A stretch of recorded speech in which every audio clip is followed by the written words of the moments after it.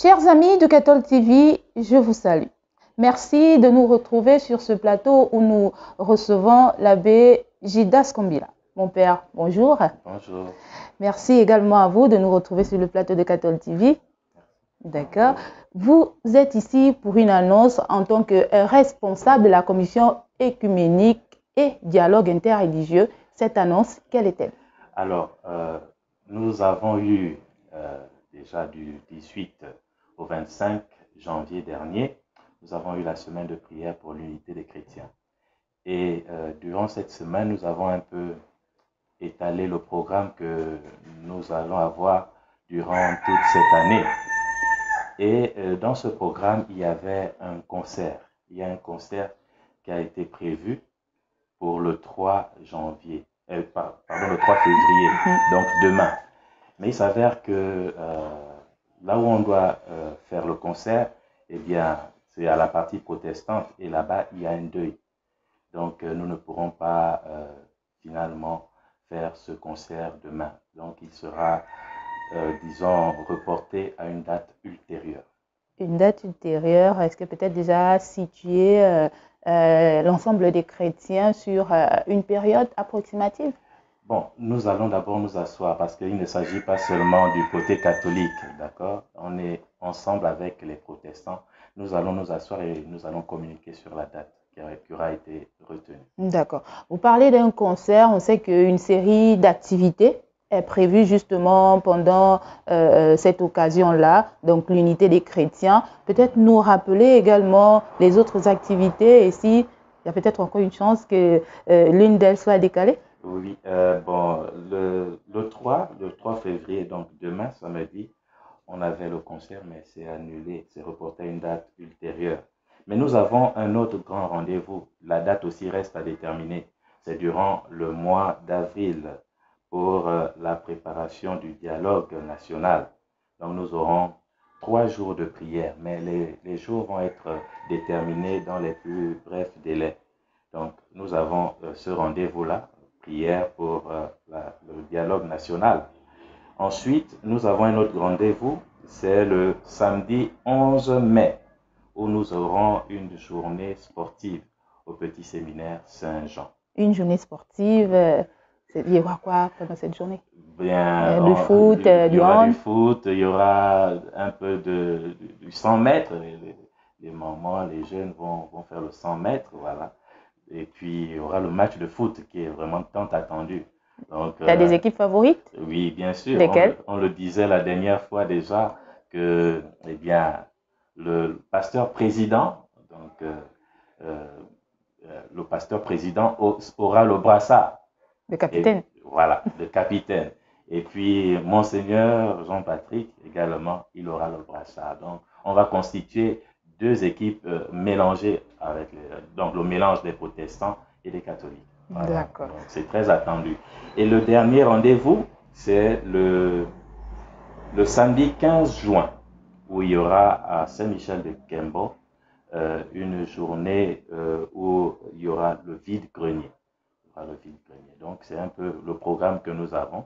Mais nous allons toujours repasser à Cathol pour donner eh bien, la suite du programme si bel et bien les dates sont retenues. Voilà, parce que c'est susceptible d'être modifié à cause du programme des uns et des autres. Voilà. Est-ce qu'il y a cette possibilité, par exemple avec ce concert qui devait avoir lieu demain, que l'activité suivante intervienne avant le concert? Est-ce qu'il y a cette possibilité de bouleverser l'ordre du déroulement, sinon le chronogramme que vous avez entre les mains? Bon, là, vraiment, comme je vous disais, on a besoin de nous asseoir. On a une réunion de la semaine prochaine et puis on va voir comment on pourra rattraper les choses. D'accord. Il y a eu toute une semaine de prière par rapport à cette unité de chrétiens. Peut-être revenir avec vous, vous en tant que président de cette commission, nous faire justement un petit bilan de la semaine de l'unité de prière. Bien, déjà, cette année, nous avons passé cette semaine pas comme les autres, parce que déjà le thème que nous avons eu cette année, tu aimeras le Seigneur ton Dieu et ton prochain comme toi-même, Luc chapitre 10, verset 27, eh bien, nous a amené à modifier un peu le jumelage des paroisses. Donc, très souvent, on partait ou à Baraka pour l'ouverture, ou à la cathédrale Sainte-Marie pour l'ouverture, ou la clôture. Mais cette année, on a changé de lieu parce que, eh bien, le thème nous a amené à connaître le prochain, disons, aller vers le prochain que nous ne connaissons pas. Du coup, cette année, on a fait l'ouverture à la paroisse Saint-Pierre de Libreville et la clôture à la paroisse des 9 étages, vous voyez, des 9 étages chez les protestants. Donc, toujours dans cette dynamique, on a voulu aussi que dans les jumelages des paroisses, eh bien, que les paroisses ne soient pas, disons, amenées à faire, à prier ensemble avec la paroisse qu'elle a toujours fréquentée. Donc, il y a eu aussi le changement de paroisse et vraiment, le bilan, c'est que les gens sont ressortis avec une expérience nouvelle. Les gens ont connu d'autres personnes et puis, et bien, c'était vraiment bien. C'était vraiment bien. Donc, on peut retenir que vous, en tant que président de la commission écuménique et tout ça, vous êtes satisfait? On est satisfait. C'est vrai qu'il y avait des résistances aussi, parce qu'il ne faut pas qu'on occulte cela.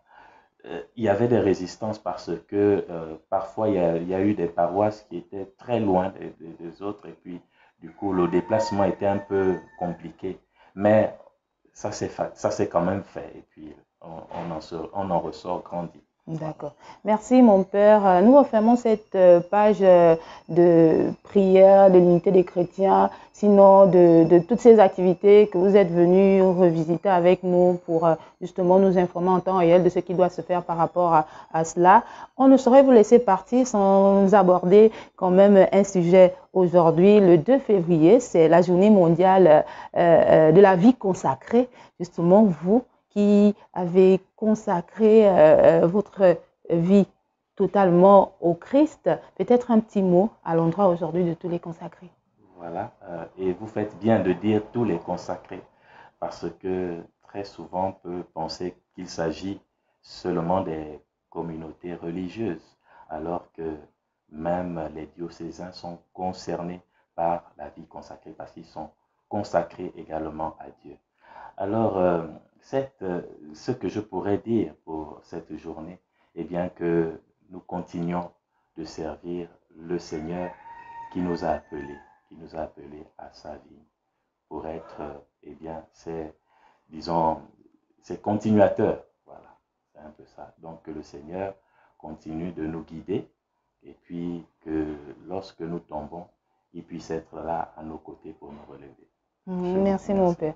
C'est pas fini. Je me sens un peu concernée justement à votre côté diocésain. Voilà, si on se livre à un petit exercice avec les communautés et puis on apprend à connaître non seulement les communautés, mais aussi la personne interviewée justement pendant cette journée de la vie consacrée. Puisque vous êtes là, peut-être nous dire, mon père, comment vous aimez-vous cette envie de suivre radicalement le Christ à titre personnel? Confiez-vous à nous. Bah, là, il faut repartir très loin. Hein. Déjà, il faut dire que moi, j'ai connu le Seigneur, disons, disons la vie de prêtre à l'église ici, Sainte-Marie, où j'étais enfant de cœur. J'étais enfant de cœur. Et en voyant les pères vraiment entretenir le peuple de Dieu, eh bien ça, et être à leur côté, ça m'intéressait beaucoup. C'est ainsi que j'ai fait le concours pour aller au petit séminaire Saint-Jean. Et j'ai eu ce concours, je suis parti en classe de 6e. Donc de la 6e jusqu'à maintenant, je suis dans ce milieu. Donc pour dire que le séminaire a été un peu pour moi le lieu qui a su me façonner pour que j'arrive à ce que je suis maintenant. Voilà un peu. Donc dire que eh bien, les formateurs qui étaient là, ils nous ont modelés pour être vraiment des prêtres capables dans notre pays. D'accord. Est-ce que pour vous, au départ, le fait de devenir diocésain était une évidence? Bon, il faut dire que on ne connaissait pas toutes ces choses-là. On ne connaissait pas toutes ces choses, diocésain, spiritains, salésiens, etc. Non, on ne connaissait pas toutes ces choses-là. Sauf que on avait des aînés devant, tels que l'abbé Serge Patrick. Et là même, je dirais que il a été beaucoup pour moi, l'abbé Serge Patrick, parce que c'est même lui qui m'accueille euh, au petit séminaire Saint-Jean. Quand je dois aller là-bas pour faire le concours, c'est lui qui remplit tous mes papiers et tout ça. Donc, il a été là, quoi. Et on a voulu être comme lui. Voilà, donc c'est pourquoi nous avons choisi cette voie-là. Et puis, on nous disait très souvent que le prêtre